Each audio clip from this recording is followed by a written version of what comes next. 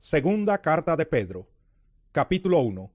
Simón Pedro, siervo y apóstol de Jesucristo, a los que por la justicia de nuestro Dios y Salvador Jesucristo han recibido una fe tan preciosa como la nuestra, que abunden en ustedes la gracia y la paz por medio del conocimiento que tienen de Dios y de Jesús nuestro Señor.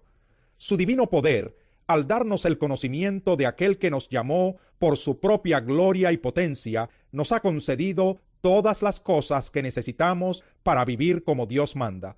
Así Dios nos ha entregado sus preciosas y magníficas promesas, para que ustedes, luego de escapar de la corrupción que hay en el mundo, debido a los malos deseos, lleguen a tener parte en la naturaleza divina.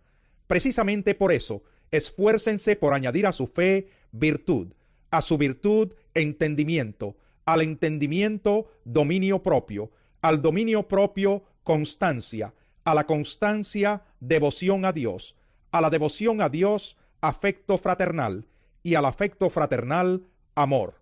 Porque estas cualidades, si abundan en ustedes, les harán crecer en el conocimiento de nuestro Señor Jesucristo, y evitarán que sean inútiles e improductivos. En cambio, el que no las tiene es tan corto de vista que ya ni ve, y se olvida de que ha sido limpiado de sus antiguos pecados. Por lo tanto, hermanos, esfuércense más todavía por asegurarse del llamado de Dios, que fue quien los eligió. Si hacen estas cosas, no caerán jamás, y se les abrirán de par en par las puertas del reino eterno de nuestro Señor y Salvador Jesucristo. Por eso siempre les recordaré estas cosas, por más que las sepan y estén afianzados en la verdad que ahora tienen. Además, considero que tengo la obligación de refrescarles la memoria mientras viva en esta habitación pasajera que es mi cuerpo, porque sé que dentro de poco tendré que abandonarlo, según me lo ha manifestado nuestro Señor Jesucristo. También me esforzaré con empeño para que aún después de mi partida ustedes puedan recordar estas cosas en todo tiempo. Cuando les dimos a conocer la venida de nuestro Señor Jesucristo en todo su poder, no estábamos siguiendo sutiles cuentos supersticiosos, sino dando testimonio de su grandeza, que vimos con nuestros propios ojos. Él recibió honor y gloria de parte de Dios el Padre, cuando desde la majestuosa gloria se le dirigió aquella voz que dijo: «Este es mi Hijo amado, estoy muy complacido con él». Nosotros mismos oímos esa voz que vino del cielo, cuando estábamos con él en el Monte Santo. Esto ha venido a confirmarnos la palabra de los profetas, a la cual ustedes hacen bien en prestar atención, como a una lámpara que brilla en un lugar oscuro, hasta que despunte el día y salga el lucero de la mañana en sus corazones. Ante todo, tengan muy presente que ninguna profecía de la Escritura surge de la interpretación particular de nadie, porque la profecía no ha tenido su origen en la voluntad humana, sino que los profetas hablaron de parte de Dios, impulsados por el Espíritu Santo. Capítulo 2. En el pueblo judío hubo falsos profetas, y también entre ustedes habrá falsos maestros que encubiertamente introducirán herejías destructivas, al extremo de negar al mismo Señor que los rescató. Esto les traerá una pronta destrucción. Muchos los seguirán en sus prácticas vergonzosas, y por causa de ellos se difamará el camino de la verdad. Llevados por la avaricia, estos maestros los explotarán a ustedes con palabras engañosas. Desde hace mucho tiempo su condenación está preparada y su destrucción los acecha. Dios no perdonó a los ángeles cuando pecaron, sino que los arrojó al abismo, metiéndolos en tenebrosas cavernas y reservándolos para el juicio. Tampoco perdonó al mundo antiguo cuando mandó un diluvio sobre los impíos, aunque protegió a 8 personas, incluyendo a Noé, predicador de la justicia. Además condenó a las ciudades de Sodoma y Gomorra, y las redujo a cenizas, poniéndolas como escarmiento para los impíos. Por otra parte, libró al justo Lot, que se hallaba abrumado por la vida desenfrenada de esos perversos, pues este justo, que convivía con ellos y amaba el bien, día tras día sentía que se le despedazaba el alma por las obras inicuas que veía y oía. Todo esto demuestra que el Señor sabe librar de la prueba a los que viven como Dios quiere, y reservar a los impíos para castigarlos en el día del juicio. Esto les espera sobre todo a los que siguen los corrompidos deseos de la naturaleza humana y desprecian la autoridad del Señor.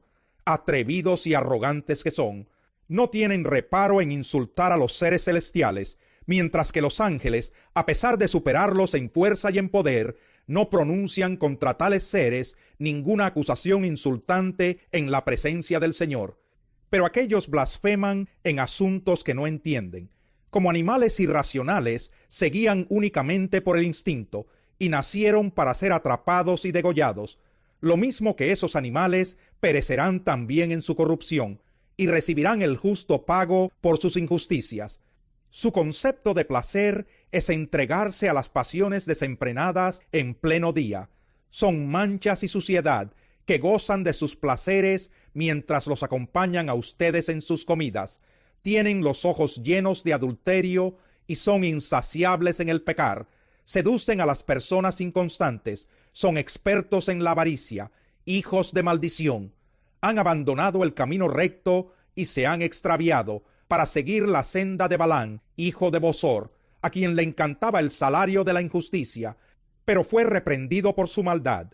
Su burra, una muda bestia de carga, habló con voz humana y refrenó la locura del profeta. Estos individuos son fuentes sin agua, niebla empujada por la tormenta, para quienes está reservada la más densa oscuridad. Pronunciando discursos arrogantes y sin sentido, seducen con los instintos naturales desenfrenados a quienes apenas comienzan a apartarse de los que viven en el error.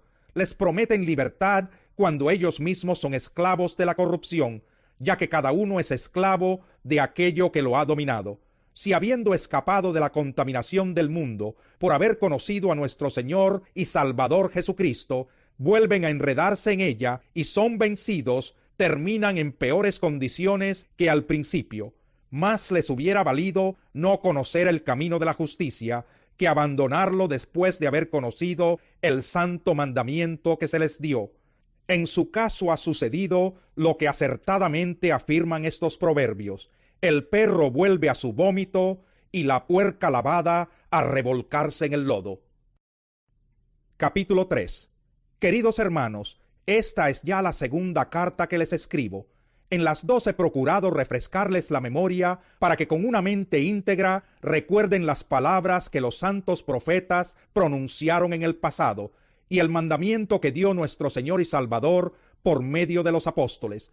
Ante todo, deben saber que en los últimos días vendrá gente burlona que, siguiendo sus malos deseos, se mofará. ¿Qué hubo de esa promesa de su venida? Nuestros padres murieron y nada ha cambiado desde el principio de la creación, pero intencionalmente olvidan que desde tiempos antiguos, por la palabra de Dios, existía el cielo y también la tierra, que surgió del agua y mediante el agua.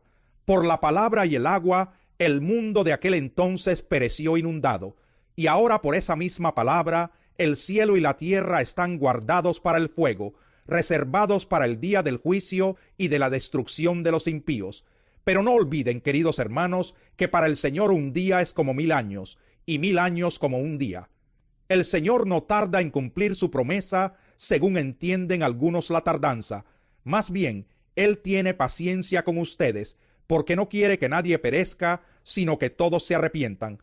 Pero el día del Señor vendrá como un ladrón. En aquel día los cielos desaparecerán con un estruendo espantoso, los elementos serán destruidos por el fuego, y la tierra con todo lo que hay en ella será quemada. Ya que todo será destruido de esa manera, ¿no deberían vivir ustedes como Dios manda, siguiendo una conducta intachable y esperando ansiosamente la venida del día de Dios? Ese día los cielos serán destruidos por el fuego, y los elementos se derretirán con el calor de las llamas. Pero según su promesa, esperamos un cielo nuevo y una tierra nueva, en los que habite la justicia. Por eso, queridos hermanos, mientras esperan estos acontecimientos, esfuércense para que Dios los halle sin mancha y sin defecto, y en paz con Él. Tengan presente que la paciencia de nuestro Señor significa salvación, tal como les escribió también nuestro querido hermano Pablo, con la sabiduría que Dios le dio. En todas sus cartas se refiere a estos mismos temas. Hay en ellas algunos puntos difíciles de entender, que los ignorantes e inconstantes tergiversan, como lo hacen también con las demás escrituras, para su propia perdición. Así que ustedes, queridos hermanos, puesto que ya saben esto de antemano, manténganse alerta, no sea que arrastrados por el error de esos libertinos pierdan la estabilidad y caigan. Más bien, crezcan en la gracia y en el conocimiento de nuestro Señor y Salvador Jesucristo. A Él sea la gloria, ahora y para siempre. Amén.